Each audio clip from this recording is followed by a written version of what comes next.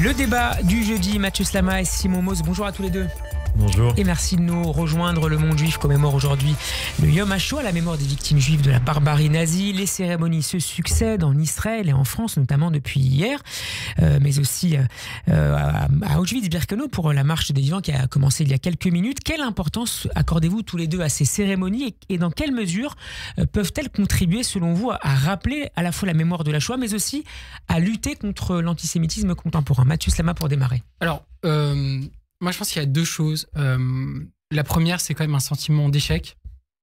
Parce que des décennies après, l'antisémitisme est toujours aussi présent. Qu'il y a même un regain d'antisémitisme dans le monde et en France en particulier. Et que donc, on a le sentiment que, d'une part, on n'a rien appris de ce qui s'est passé. Que ces cérémonies, finalement, se passent, mais qu'il n'y a pas de prise de conscience. Et qu'enfin, finalement, les problèmes qui se posent aujourd'hui vis-à-vis des Juifs et la manière dont les Juifs sont considérés par un certain nombre de personnes et la manière dont l'antisémitisme est banalisé, finalement, on a l'impression que rien n'a vraiment évolué, alors même qu'on sait ce à quoi peut aboutir l'antisémitisme. Et l'autre chose, et d'ailleurs, je dis ça avec d'autant plus d'inquiétude que quand on voit qu'un Elon Musk aux États-Unis fait une sorte de salut nazi en jouant sur l'ambiguïté, qu'il y a des mouvements néo-nazis qui se reforment aux États-Unis, en France, etc. On n'est pas obligé d'aller aussi loin que les États-Unis. On a vu autre chose ces dernières semaines en France. Ce que je veux dire, c'est que on voit bien en fait l'oubli de l'histoire et la manière dont on banalise des choses qui ont mené au pire. Donc c'est ça mon premier sentiment. Et après, je dirais autre chose, mais je laisse d'abord... Simon, est-ce que vous parleriez d'échecs comme Mathieu, des politiques publiques, des politiques de la mémoire? Est-ce qu'il y a une prise de conscience qui n'existe plus aujourd'hui de ces dangers? Vous savez, aujourd'hui, cette journée de souvenir de la Shoah coïncide avec la journée consacrée au souvenir du génocide arménien. Mais je dois bien dire qu'aujourd'hui, on vit ce moment, ce recueillement avec difficulté. Pourquoi ? Parce que il y a 1 an et demi, il y a des milliers de juifs qui ont été visés, qui ont été abattus comme du bétail par des Arabes palestiniens qui sont guidés par la même idéologie, par une idéologie différente, mais par une idéologie qui réserve aux juifs le même sort que celui que leur réservait Adolf Hitler et le Troisième Reich. Seulement, il s'est passé quelque chose depuis la Shoah, une révolution, et cette révolution, c'est Israël. Israël, les Juifs ont reconstruit leur État, les Juifs ont rebâti leur souveraineté, et surtout, les Juifs ont juré que plus jamais ils ne laisseraient aux autres le soin de déléguer, le soin de les défendre. Et ça, cette révolution historique, cette autonomie-là, elle est insupportable à un certain nombre de gens. Elle est insupportable à des Jean-Luc Mélenchon, de Jean-Luc Mélenchon à Aymeric Caron, en passant par Dominique de Villepin, Rima Hassan et tous les autres nostalgiques de la domination arabo-musulmane. Et pourquoi je dis qu'on a du mal à vivre avec recueillement aujourd'hui cette journée-là?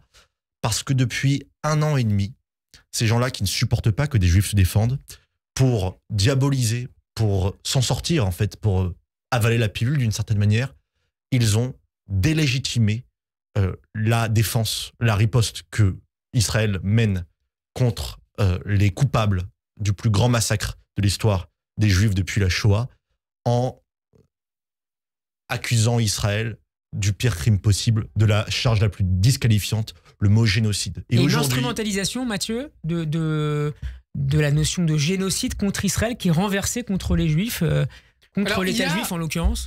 Il y a de manière générale dans les milieux antisémites, et je pense notamment à Alain Soral, Dieudonné, etc., il y a eu cette stratégie qui a été de nazifier les Juifs et de dire que les Juifs étaient les nouveaux nazis.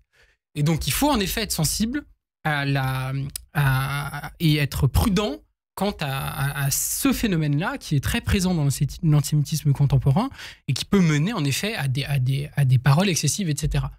Maintenant, ça existait déjà à gauche, par exemple, pendant la première guerre du Liban. Oui, voilà, c'est quelque chose qui a toujours existé et qui existe encore. Enfin, on aimerait que ce soit aussi marginal que Dieudonné et Soral. Je regrette une chose, c'est que... On aimerait que ce soit aussi marginal que Dieudonné et Soral. Moi, je regrette juste que ces débats sémantiques, finalement... C'est pas un débat sémantique. Ces débats sémantiques nous empêchent de nous émouvoir, à juste titre, par exemple, de ce qui se passe à Gaza depuis un an et demi, de nous émouvoir très, très, très sincèrement des massacres qui se déroulent. Et en même temps, je note aussi que de l'autre côté, un lien entre la mémoire de la Shoah et la guerre à Gaza. Comme si ceux qui étaient à l'origine de cette perversion sémantique s'émouvaient sincèrement du sang des Palestiniens. Cette question sémantique nous empêche justement d'avoir un vrai débat sur ce qui se passe. C'est ça que je dis. Et je dis autre chose aussi. Et c'est pour ça que je dis attention aux polémiques, etc. C'est pas une polémique, c'est insupportable. Je dis aussi que profanation mémorielle. Je dis autre chose aussi, c'est que la mémoire de la Shoah, c'est une mémoire qui est d'abord occidentale. C'est quelque chose qui s'est déroulé au cœur de la civilisation occidentale, au cœur de notre modernité, de notre culture, dans un pays qui était tout acquis avant l'arrivée du nazisme, au libéralisme politique, etc. Oui.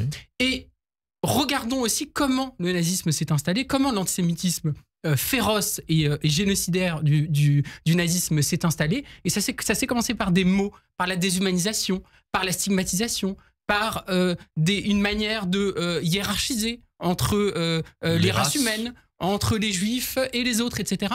Et je dis, nous, en Occident aussi, soyons très vigilants sur ce mécanisme de déshumanisation, parce que le pire provient toujours au départ de ce mécanisme-là, des mots qui sont utilisés, des stigmatisations, etc. Et je pense qu'aussi, dans la mémoire qu'on peut avoir de la Shoah, et c'est quelque chose que disait notamment Hannah Arendt, Lévinas et d'autres, cet élément-là me semble central et il ne faudrait pas qu'on l'oublie. Messieurs, et c'est Simon qui va répondre le premier, je voudrais vous faire réagir maintenant à la question du concert du chanteur israélien Eyal Golan, prévu au Dôme de Paris le 20 mai prochain. Eyal Golan, l'une des grandes stars de la variété israélienne, interprète notamment du tube Am Israël Chai, sorti juste après le 7 octobre 2023.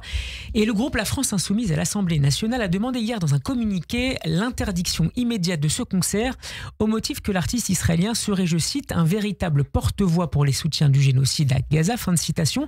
On lui reproche des propos tenus juste après le 7 octobre sur Gaza qu'il faudrait, je cite là aussi, éliminer selon Eyal Golan. Qu'est-ce que cette polémique vous inspire, Simon? Est-ce que c'est un boycott d'Israël qui cache son nom ou est-ce un peu plus complexe que cela concernant Eyal Golan?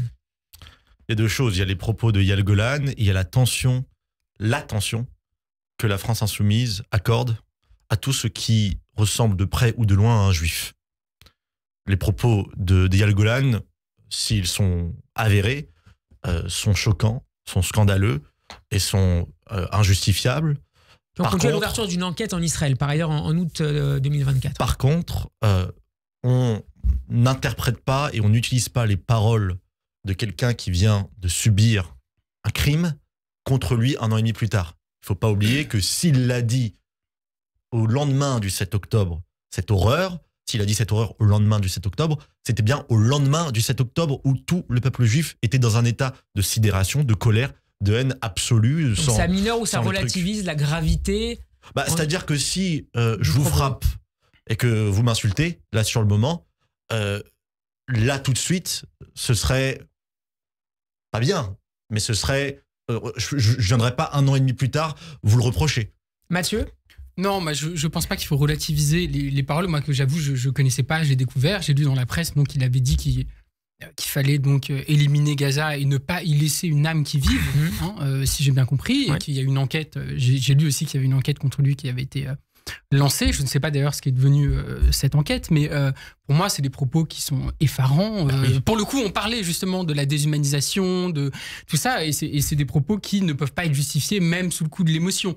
Maintenant, après, sur cette histoire de boycott ou quoi que ce soit... De l'empêcher de venir chanter en France. Bon, moi, j'en sais rien. Il ne faudrait pas parce qu'il y a d'autres artistes qui disent des horreurs et dont on n'appelle pas forcément au boycott. Donc là-dessus... Là, on le fait parce que c'est un Israélien. Alors, peut-être que pour certains, en effet, on fait un cas particulier parce que c'est des Israéliens. Par exemple, il y aurait par exemple un chanteur russe ou qui aurait des propos, etc.